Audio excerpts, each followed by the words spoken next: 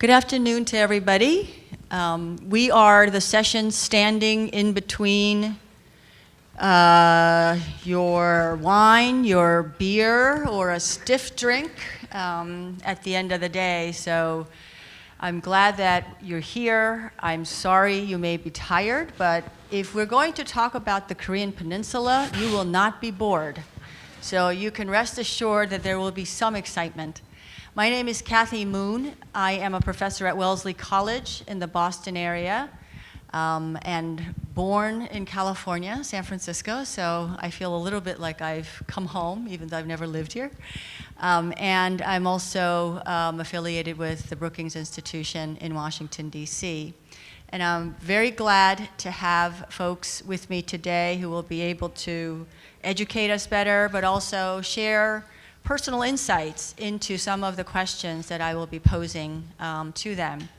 I did arrange with the Pyongyang regime not to launch any missiles during our 50-minute session so that we are not distracted by Twitter.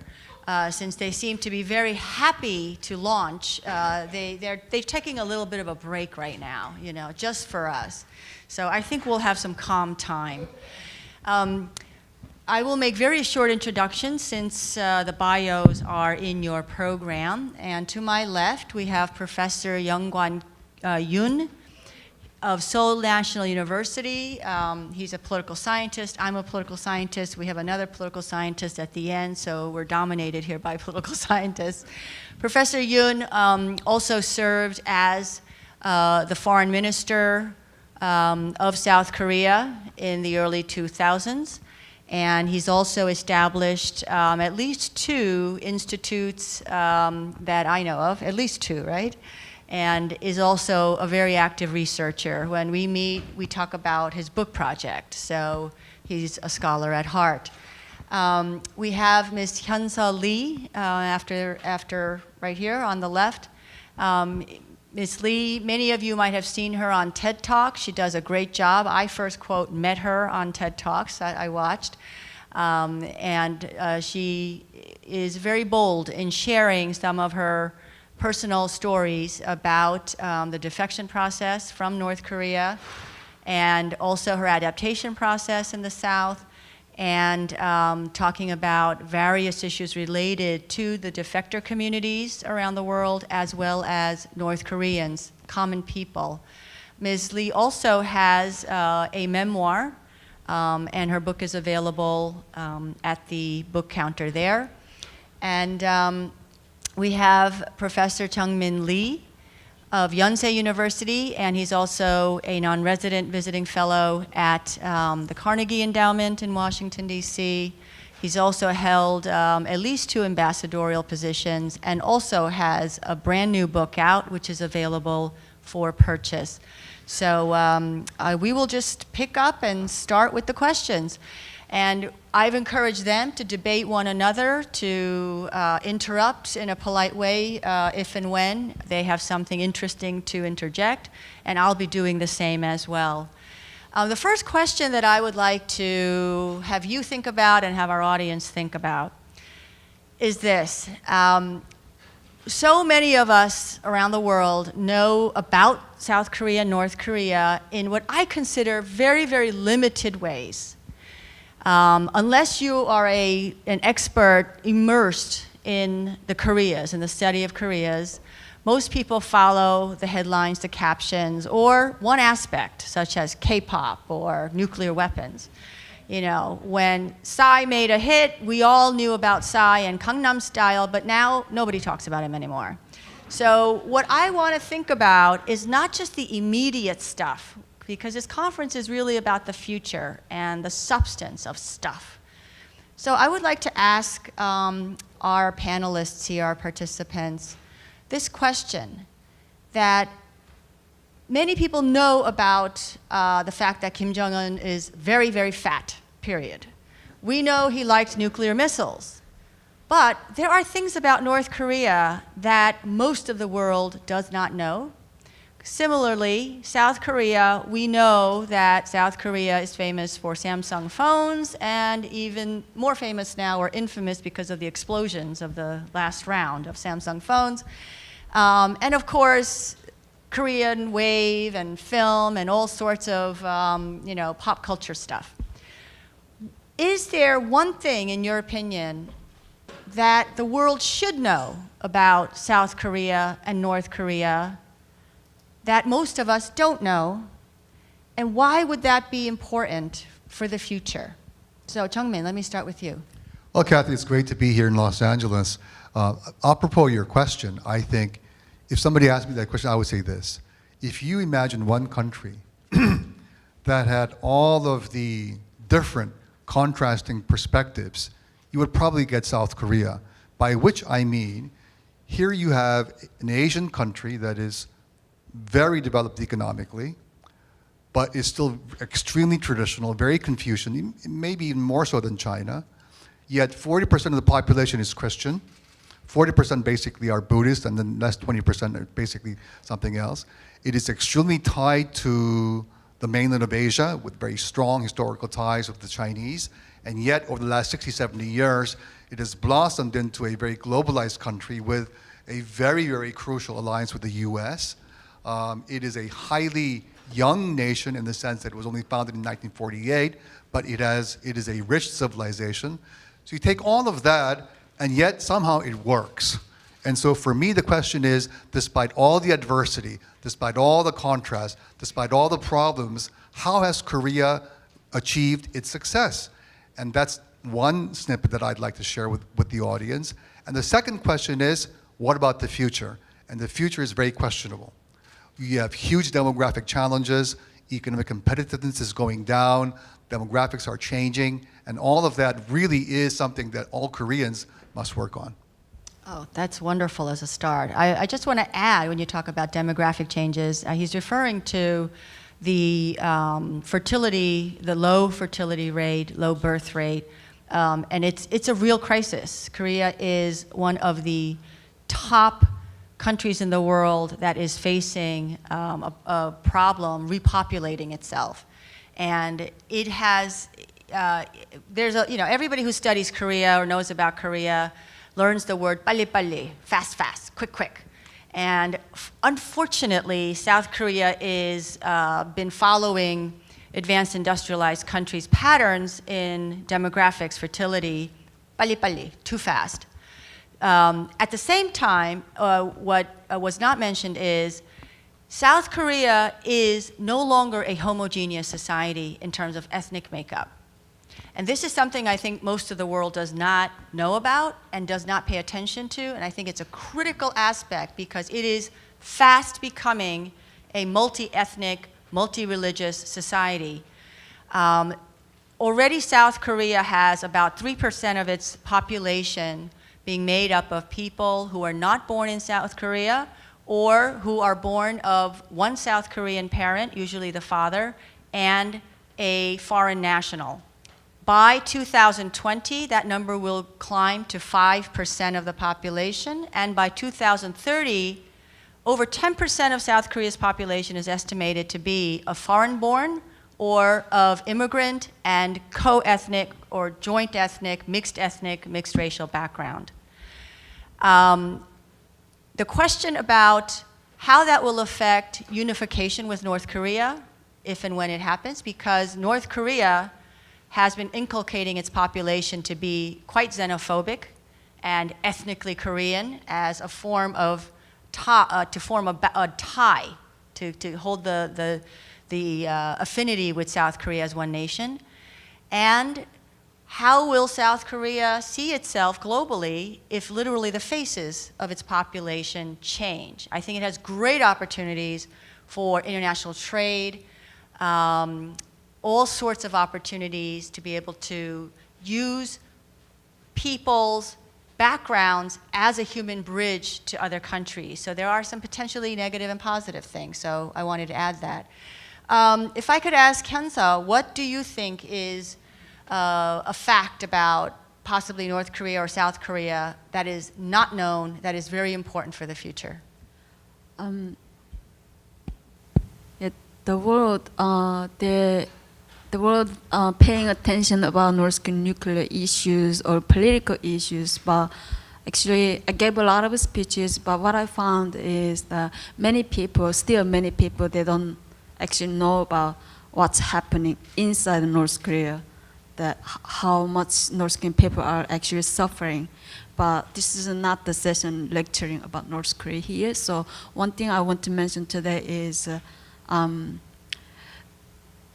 the world is paying increasing attention to sex trafficking issues around the world, but not many people know about the North Korean sex trafficking, sex slaves, or the trafficked women in China. Because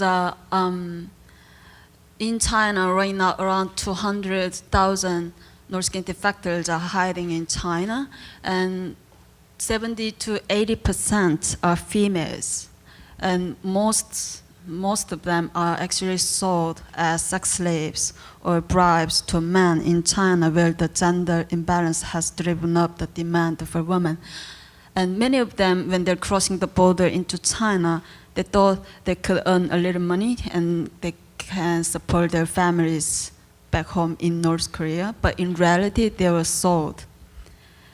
So, like my situation, after I crossed the border into China, I had a little bit similar situation, and I got my first job, and it was a hair massage place, and I soon find out that's brothel with many prostitutes serving many customers. And I still never forget one of the woman's face, the terrified face, and she told me, this is not the place. This is not the kind of place you can live freely. But that night I made decision. I will escape from here. Otherwise, I cannot escape. I can't make escape forever. So after one night, I did my best, and then I left the place. So usually, like my friends, those women are after sold, and they are closely guarded by the pimps and gangs, and the rooms usually located on the upper levels of the building to prevent their escape. And some of them, even if they are not popular by their customers, they are not even allowed to eat the food, deprived their food. And so one of my actual friends, she was sold as sex slaves when she was 16, after she crossed the border into China. This story will be published as my second book next year. But she crossed the border into China, and she was sold as sex slaves. And in the end, she was sold again to a Chinese farmer in the countryside.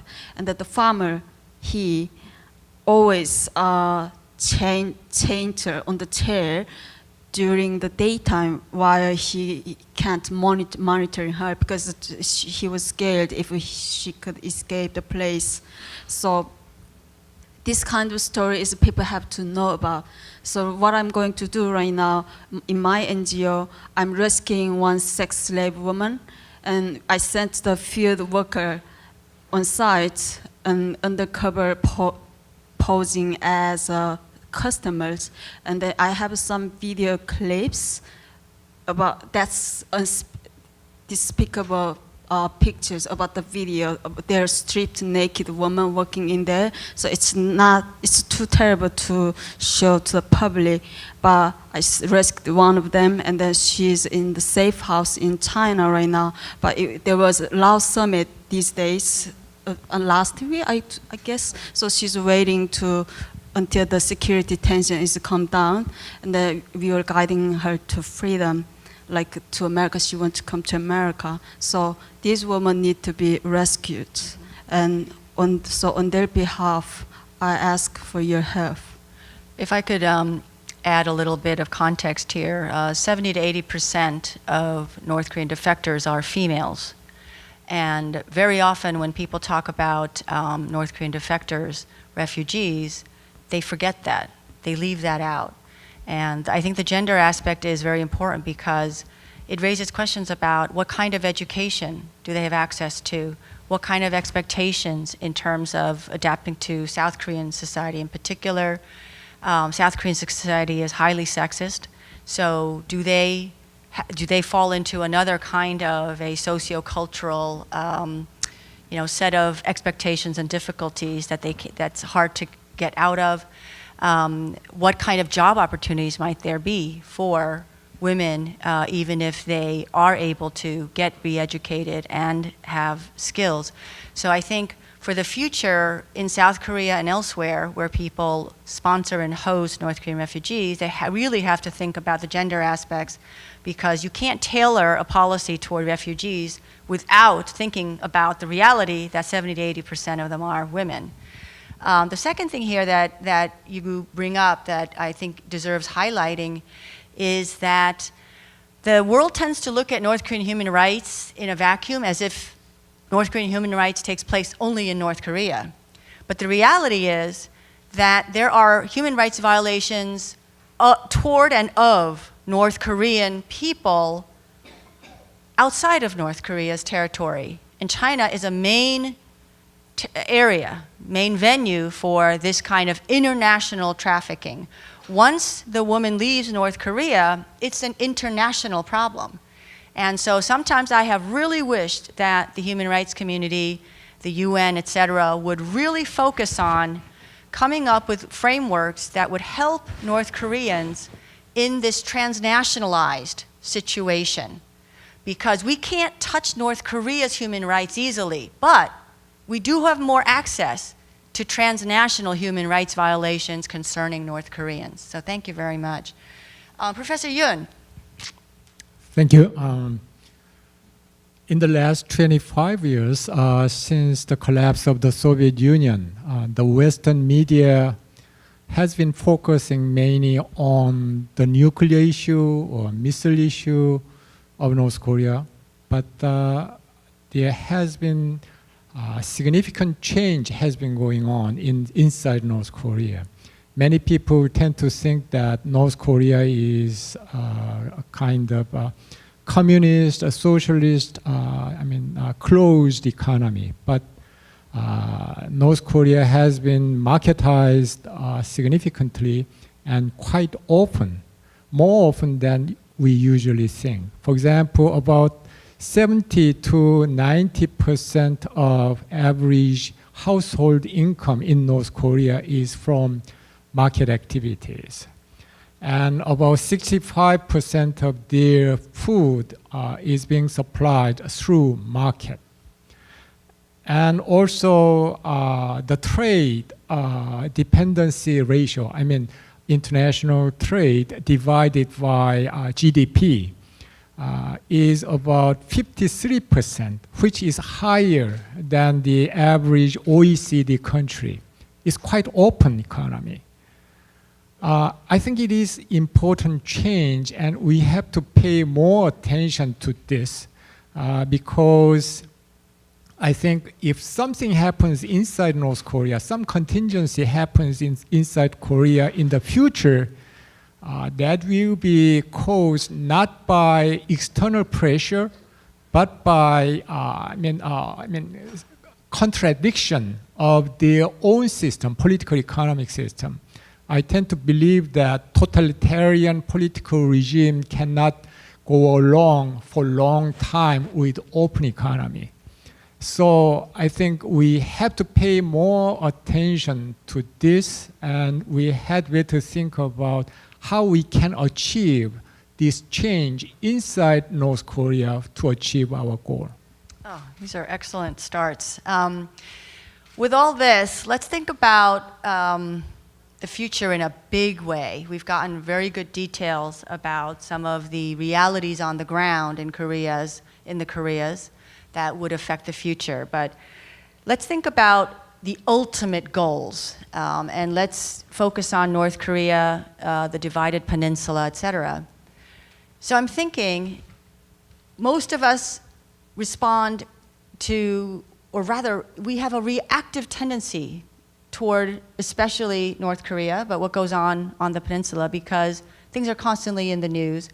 And we all know that policymakers are constantly being reactive. People don't think about long-term ultimate goals, and that they also might possibly conflict within a country as well as among countries that care about what goes on the peninsula. So let's think a little bit, and I'll start out with Chungmin. What do you think is the ultimate goal to deal with? You can define the tensions in whatever way, the tensions on the Korean Peninsula. And I invite everybody here who has familiarity with the Koreas, but also experiences in China, Japan, and the region of Asia, to think about how the ultimate goal for different countries might differ regarding what to do with the Koreas. You know, that's a great question, Kathy, but as a Korean citizen, I'm sure my compatriots have their own views as well. For me, the ultimate configuration of Korea is a unified, democratic, peaceful Korea. And it may sound very simplistic, but I was talking to Hyun-seo right before we came up to the podium. My goal for unification is quite simple. I want every Korean on both sides of the border to enjoy the benefits of a free society. I think Japan, Taiwan, South Korea, and others have shown throughout Asia that Asia can be wealthy and free. Then the question, how do you get there from here? Every Korean government since 1948 have come up with unification policies that are about this big.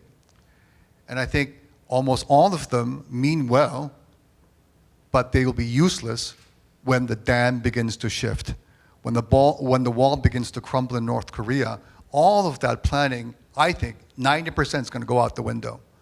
So what do you really need? You've got to tell your average North Korean that your life in a unified Korea will be better than what you have now, but it also means we have to respect the North Koreans, because the day you are unified, there will be such a huge economic gap that they will feel that they're like secondary or tertiary citizens.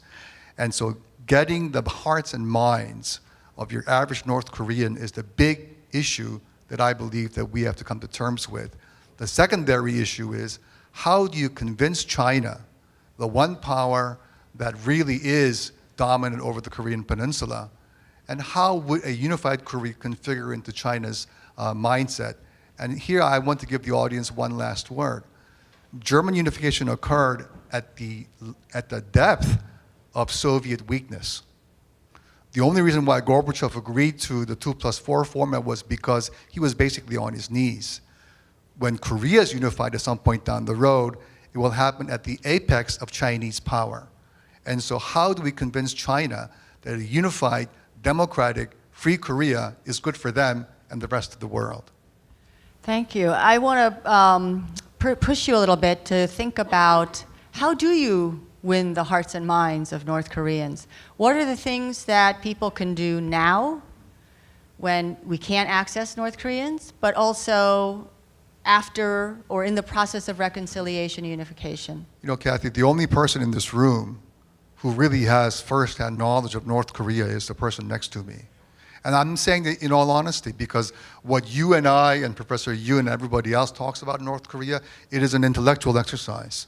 For us, it's an academic exercise or policy matter. But for persons like Hyun-seo, this is something that's very deeply personal. And so she brings to the floor an experience and a vision that none of us have. But having said that, I would say one thing. North Koreans, despite the fact that they may hate the regime, doesn't mean they like South Korea. And the reason is very simple. They're very proud people. And so how do you then get these proud people to say, you may be not as rich as us, nor as globalized as us, but I think the key issue here, Kathy, for me is this. Koreans, as you know, will do anything short of murder to educate their children. And that's exactly the same thing in Pyongyang and Seoul.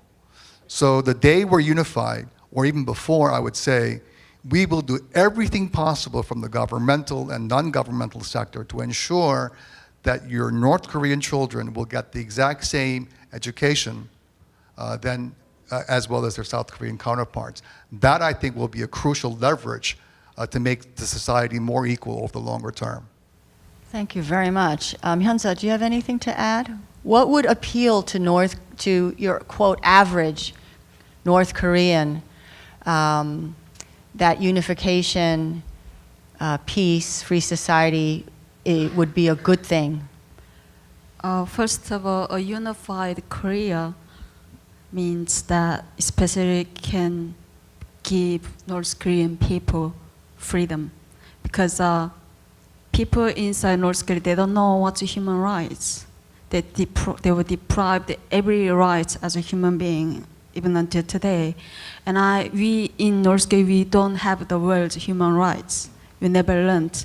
And when I was 30, after I sought asylum to South Korea, every media talking about North Korean human rights. So what was it? I'm North Korean defector, but what was it, North Korean human rights? So I was Googling, and I found that the definition of human rights, and I was really shocked. So yeah, we grew up, constant public executions. I saw my first public execution when I was 7, when a man was hanging by his neck under a railroad bridge. And I saw another public execution during the famine, which is 1994, when our first dear leader passed away, died. And when the authorities shot a man in his head in front of his family. So this is I thought still. And then when we woke up sometimes, not every day, but sometimes the whole family disappeared in the middle of the night. They were forcibly sent to political prison camp. Like my friend's father, he simply said to his best friend, "The system is unfair." Because of that, his whole family, his friend reported to the regime, and the whole family was sent to a political prison camp. But these things we thought still, it's paradise living inside North Korea, because the regime told us always all the bad things about the outside world, like in America. America is the most biggest enemy country in the world, and then they taught that in America, all human scums living in America, and people are dying in front of a hospital because they don't have money, and they don't have money to pay for tuitions, they don't go to schools. So they told all the horrible things. So I thought still, living inside North Korea is a paradise. So would you say that one of the things that South Koreans and others might be able to do when the occasion arises is to really help educate North Koreans about human rights? Before democracy, we need to know that you have rights to actually participate in government. But before that, even North Korean defectors living in South Korea, we still don't know the clear definition of democracy or freedom. I'm learning that even every day myself, living in the society. But for me, after unification, what's the most important is that the ideology, the differences between North Korea and South Korea. So to reduce the chaos, we have to educate them, North Korean people. So how can we educate them? Because we are divided. But it's possible by sending the information into North Korea with USB, sending through the Chinese border. And so that's what my NGO also going to do, including something very unique contents. And then I will send into North Korea on especially like successful North Korean defectors' life. So from that contents, the North Korean people will figure out that actually the life as a North Korean defector living in the outside world is not that horrible, and then the prosperity and self-fulfillment is possible if they are free from the control of the regime. Okay, thank you. Professor Yoon, I have, let's move the questions even further into the future. Let's say tomorrow, the Kim Jong-Un regime says, you know what, I'm really tired of this nuclear game, I'm tired of the division, I want to have access to a good personal trainer, I want to be able to eat healthful food, and I really don't like being, cloistered from all people. I'm a social guy. I'd really like to have freedom myself. So therefore, let's have a peace agreement with South Korea, and we'll give this up. We'll aim for unification. So let's say the rosiest picture can be drawn tomorrow. My first response to that would be, I would worry. And I want you to think about if we could possibly have an outcome that Jung-min and others wish for, reconciliation, unification on a peaceful level, might you have some concerns, worries? And what might some of the neighbors around Korea be thinking about? About unification too. If actually you had peaceful, if you had this miracle happen, let's think of the unthinkable to tease out what the obstacles are. Even if you had this miraculous turn of events in North Korea, saying yes, we want unification, what would first responders have to think about, have to do in a situation where the two Koreas would start a unification process? Think of it as a medical situation. If Kim Jong-un takes that kind of miraculous action, a very positive action, suddenly, I think probably South Korea, the United States, and international society should respond by saying that, yes, we are ready to pull you out from diplomatic isolation, and we are ready to provide economic assistance. We are ready to provide some kind of security guarantee. You have been talking about that all the times. I think that kind of positive promise can be provided to them. And even in case that happens, I think, I'd like to say that it is important to increase the opportunity for person-to-person contacts with North Korea. What I'm saying is we need to increase the opportunity for increasing encounters between North Koreans and South Koreans. Ordinary people rather than for example, in that way, I think we can have opportunity to build some kind of trust or buy the minds of North Koreans, even before unification, even before Kim Jong-un takes that kind of quite a positive action, because the goal of South Korea or the United States or international society, I think had better be regime transformation rather than regime change. For example, the US aimed at regime change in case of Iraq, but the cost was so high. And only when the US government aimed to policy change, there was some kind of successful negotiation with Iran. And this implies that our policy toward North Korea had better be aiming regime transformation rather than regime change, so that we can change the nature of North Korean regime, which may lead to behavior of leader of that country. And in that way, I think we can probably we can achieve the goal of denuclearization or improving the human rights condition there or something like that. Thank you very much. Jung-min, and then we'll open up for Q&A. Just 2 seconds, I think if that happens, it'll be like Trump sees the light and Trump becomes a normal human being and Trump realizes that the world is very complicated and it's not a knee-jerk solution.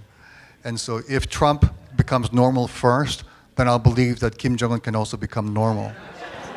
But in all seriousness, the moment that Kim Jong-un sees the light, it's the end of his regime and himself for a number of reasons. Number one, can you imagine the propaganda cost?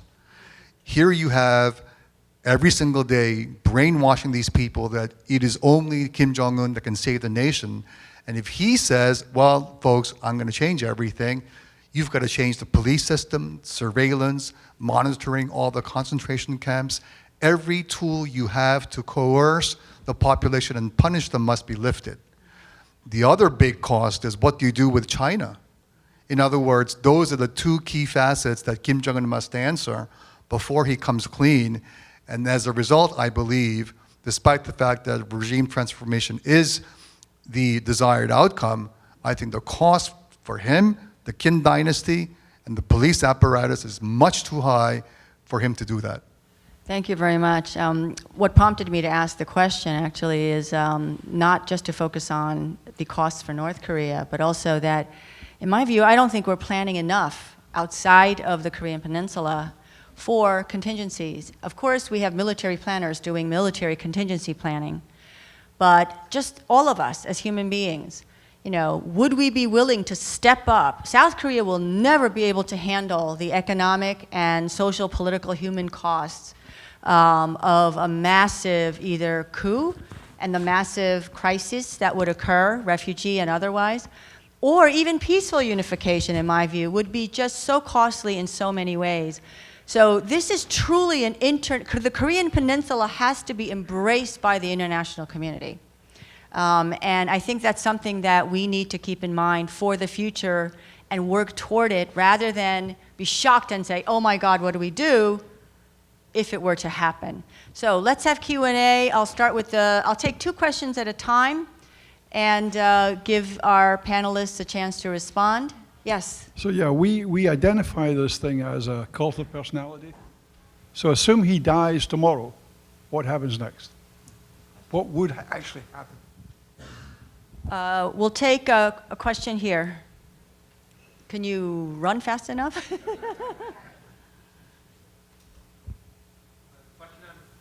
Question on reunification for whoever would like to answer. So I feel that reunification ultimately is up to the Korean people, the North and the South. It's their destiny. But obviously in the region, everyone's curious on how that will go. The Japanese would and the Chinese would know, will it be, how democratic will it be? Will it be a nuclear state and all these issues? So they would want to say as well. So in the reconciliation process, how much of it will be a multilateral kind of arrangement and how much of it needs to be on the Korean people and what kind of support can the international community provide without calling the shots on their behalf? Great questions.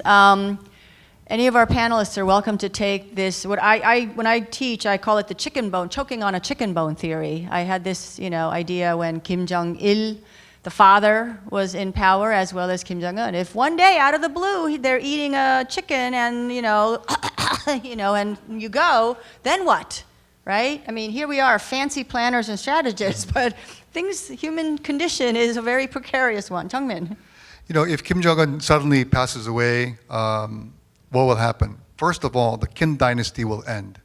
First, he has a young daughter who's like, I think, 2-3 years old, as far as we know, right? So she is, despite North Korea's great education, she will not be able to become the great leader. Now, there are others on the line, on the throne, in waiting. His 2 brothers, one who lives in China, and the other guy who goes to see Eric Clapton concerts. So they're both out of line. Then you have Kim Jong-il's half-brother, Kim Pyong-il, who's been in exile as an ambassador in Bulgaria and other places for the last 30 years. He could possibly become the next leader, but he's so way out of touch that he won't. So as a result, the day Kim Jong-un dies, I think what will happen, a collective military leadership will take over. There will be some type of a strong man, but he will not be able to keep the house in order because he doesn't have the charisma or the legitimacy that, for example, the Kim dynasty in their own way has. So what I see is an interregnum whereby the military rules North Korea until you have a much more violent and volatile shift. And you think his sister would not be in the running? No, I don't think so. Professor Yoon, do you have a thought on that?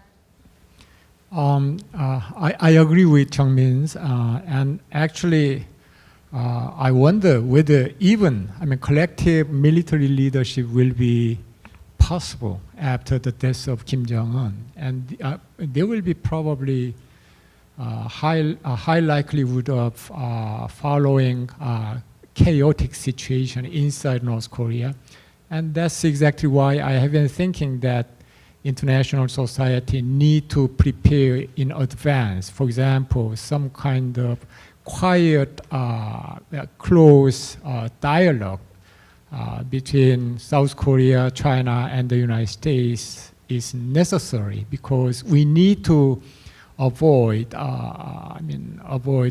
misunderstanding each other's intention at the time of crisis situation. But this kind of dialogue has not been done in the past several years. My impression is that the Chinese government has been very much concerned about the sensitivity of discussing this issue, because if this is once known to the public, that will hurt China-North Korea relations significantly. So I think that's very, a difficult situation. And quickly, the question about the balance between multilateral assistance, et cetera, and bilateral negotiations in the unification process. Do you have comments? I think probably in the South Korean government, in consultation with its ally, the United States, had better take initiative in handling all the difficult issues. But there should be some kind of close consultation with neighboring countries like China or Japan, even Russia, because unification of Korea should be a stabilizing factor in international relations in their region. So close consultation is important to handle all those important issues like humanitarian issues or dealing with WMD, weapons of mass destruction, or some other urgent issues which may occur inside North Korea. So I think basically South Korea and the United States should take initiative, but with close consultation with China and other neighboring countries. Thank you. I'd like to take two more. The gentleman here. Thank you very much. Dominic Ziegler from The Economist. Chung-min mentioned that a crucial thing at the time of unification will be to tell every North Korean that their lives will be a lot better than now. It's a question of winning hearts and minds. How great is the scope for resentment and bitterness and disappointment on the part of North Koreans when, for instance, the South feels that it has to keep the border sealed? I mean, it seems almost inconceivable that immediately the South would allow as many millions of North Koreans to come into the country. So how practically do you manage this? There's going to have to be a degree, is there not, of authoritarianism in terms of keeping North Koreans in place, at least in the initial stages. And if I could just ask just a quick question of Ms. Lee Hyun-so on the question of women. Why is it that the majority of defectors are women? And indeed, why is it that the majority of traders in informal markets are women too? Is there a connection there? Thank you. Thank you. Great questions. And the gentleman here. I'm trying to get a good portion of the landscape of the room, so. So my question is, for the state of North Korea, who do you think is a better leader, Kim Jong-Un or Kim Jong-il? Interesting. Neither. Let's start with the question about in a situation of unification, most likely, this is talked about. There would have to be border controls. They also, lack of, people won't be allowed to move freely. Unification also, we have to keep in mind, it's a process. It's a long-term process. But even if you had a, chicken bone theory, collapse, or you had a coup, the first thing that would most likely happen is closing the borders and making sure that chaos doesn't spill over into South Korea. So where's the fuzzy, warm, hearts and minds? How does that come into play? I think the key question, Kathy, is this. For many South Koreans, unification is a very emotional issue, but the moment you really think about it, in terms of like how much taxes are you willing to pay, what burdens are you willing to assume, then it becomes a very different story. My personal view is this: the moment that there is a free movement of people, or we allow the free movement of persons across the DMZ, you have to stabilize North Korea with massive humanitarian assistance. In other words, we've got to make sure that every single North Korean is fed, they can get medical care, that they're able to get whatever they need so that you stabilize their economic situation. And once you do that, the impulse for refugees streaming over, in the worst case scenario, over the Yalu or into South Korea will be, I would argue, mitigated significantly. So that's the first step. Excellent. If I add just one thing is, China has been concerned about the possible, outflow of North Koreans into their own territory if something happens. And also South Koreans are too. They have been concerned about that much. And one way of mitigating that kind of problem is that we have to declare to the North Korean residents at that moment of unification that if they don't leave their town, if they keep living there, we are ready to provide houses, lands, or jobs to them. If they depart from the place they have been living, they will not be able to enjoy that kind of privilege. That kind of positive incentive should be promised to North Koreans. And actually, South Korean government had better think and prepare how to implement that kind of promise in advance. That's an excellent point, but there's also the issue of trust. North Koreans are so not used to trusting authorities, so why they would trust South Korean, the government, is a big question. So how to build up trust and make that message sincere is a real challenge. We only have a few minutes left, so just very, very quickly, just if you could do 2 minutes, why women?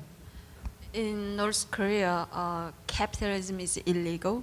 So every company, every factory is all state-run company or factory. And then all males has to work in there. And if they don't go to work, they will be sent labor camp. So every day they have to go to there. But females, they are considered very low in the society. So their responsibility is to only support their kids and the husband, let them work in the society very well.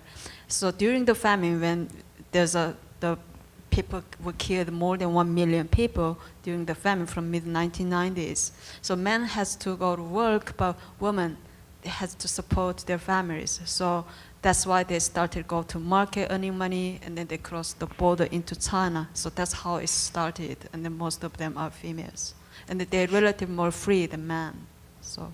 And Korean women in the South and North are incredibly strong and resilient. So that adds a lot. I'm going to give 30 minutes to Professor Min-Shin Pei, and then a 30-minute response from the panel. 30 seconds. I'm sorry, 30 seconds. Well, very quick question. If China has enormous influence in this, what if China's bottom line is the Americans have to leave from a reunified Korea? How would this reunified South Korean government,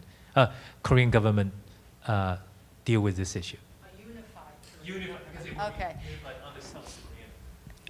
I would say that reunified Korea will have to continue its alliance with the United States, mainly because unified Korea would be, still a small country compared to the United States, compared to China, Russia, Japan. And international society wouldn't permit unified Korea to own nuclear weapons. If that's the case, from a Korean perspective, Korean security should not be thrown into a security vacuum.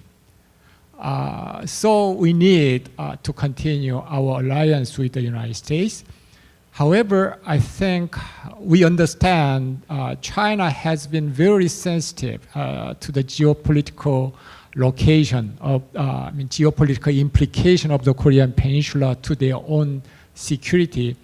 We have long history since, for example, 1592 when Japan invaded Korea to further invade Ming Dynasty, something like that. So I think we need to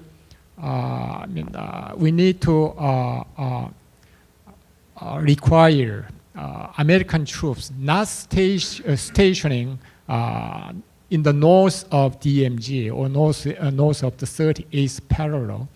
And the nature of bilateral alliance had better be transformed into a defensive alliance rather than Korean Peninsula being used as a power projection, military power projection for America. Okay, thank you very much. I'm thinking, Jung-min, about the hearts and minds, what would bind the Northerners and the Southerners, as I sometimes call Koreans when I want to think of them as a unified people, even though not a unified country. Something else would bind them together, which is food. Koreans are fanatical about education and fanatical about enjoying good food. So I want to leave on a positive note that we should think about positive ways to bring the Korean people together at some point. And in that spirit, let's move on to the drinks and food of the reception. So thank you very much.